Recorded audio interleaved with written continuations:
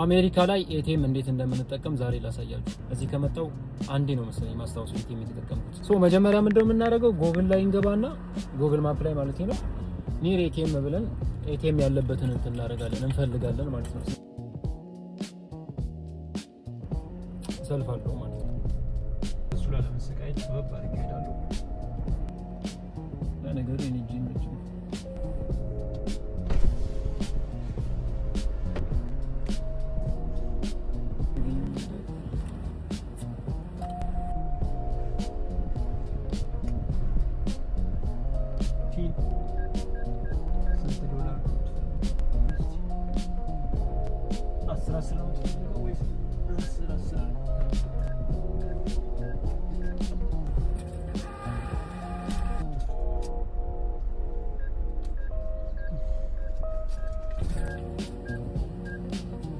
ደረሰኝ